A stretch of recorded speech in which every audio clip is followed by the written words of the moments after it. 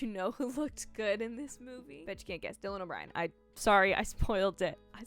He looked good. Hey y'all, today we are reviewing the outfit from the writer of the Imitation Game. I will have his name on the screen. I was very excited and intrigued by this one because 1, it looked incredibly original. 2, it had Dylan O'Brien in it. And 3, it was from the writer of the Imitation Game. I also love a good period piece, so we'll just say that's like 3.5 reasons to watch this movie. Basically, the outfit is worth your time, I think, at least. But here's my review. I'm really stumbling over my words today. That's fine. In the outfit, a cutter. This is specific and really emphasized by the film that the main character is not a tailor. He is a cutter. They're 2 different things. A cutter living in Chicago is obliged to solely focus on his craft. But when some of his more dangerous clients come to him in the middle of a gang war, this Englishman must make it through the night with only his wits and his most precious possession, his shears. On its own, the premise was something that really excited me. This film is set with the backdrop of 1950s Chicago.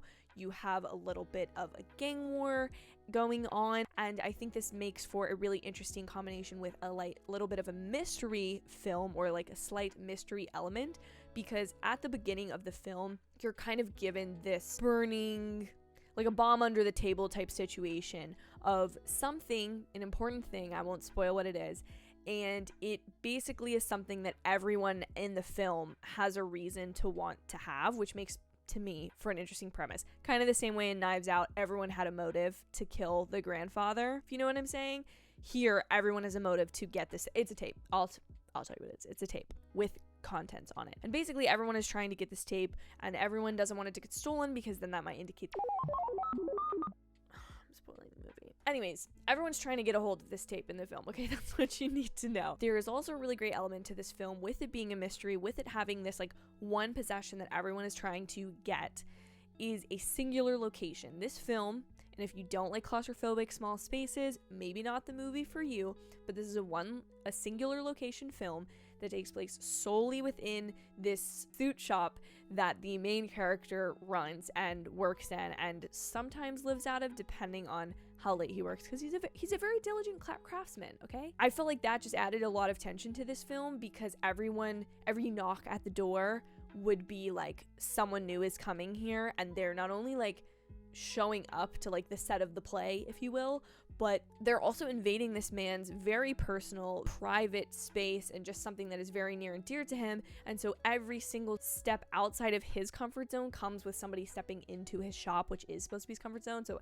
I don't know, you can just do what you want with those little musings that I have, but I thought that was a great element to add to this film. It also added a lot to like the lack of knowledge that you have as a viewer watching this, because if it was just cutting around from person to person, you had a very like omnipotent point of view, seeing where everyone was, the mystery really wouldn't have worked as well. So I really liked that. I also am really a fan of times when characters in films do something that is so specific, especially if it's in a period piece. They have their one thing, and that's really important to them. And of course, that's essential to this movie because it all takes place in his suit shop. But the fact that he is a cutter and that he loves making clothes and knowing his clients and making sure that everything is perfect there, it just makes for a really interesting like backstory that he has. I felt like overall the film was really fun. It was breezy. It was 1 hour and 40 minutes, which I kind of love when movies are shorter. So anyways, I think you can tell that it's from an experienced screenwriter. The dialogue is really witty and witty is the wrong word. I think there's a really nice dialogue cadence. There's a nice flow. It's like a little bit of a spoiler, so literally skip 10 seconds ahead if you don't want to hear this, but there's a little bit of a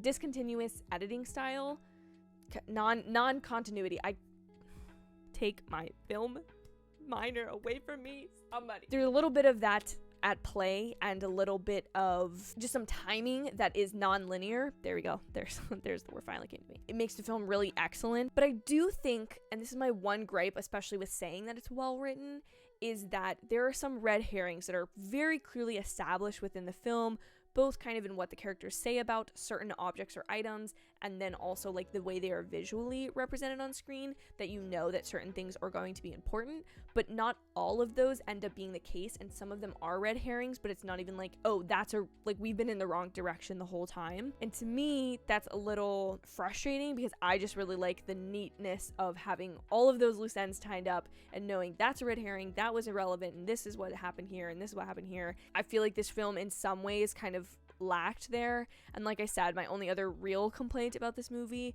is that the ending, when you get to the climax of the film, there's just a little bit there that's almost just too extreme, a little bit of whiplash in terms of how quickly it comes on. However, I will say that like the true climax of the movie is much more subtle and matches the tone of the film better, and I feel like that is necessary to feel like all this tension you've been feeling at the end of the film is then released. There was a lot that this film did that shocked me with how it set things up, and overall I do really just think it was a really entertaining movie. In a world of sequels, if a movie is even half good and it is completely original and is not based on an existing IP, like it deserves some kudos for that. And I do think this one has, you know, a very interesting production design and some visual language that's used here in very specific ways that does just make it slightly more interesting, even though you think like, oh, one location, how interesting can that be? There's a lot that they do here. If all of that sounds any sort of interesting or appealing to you and you think you're going to check it out, please be sure to leave a like on this video, review,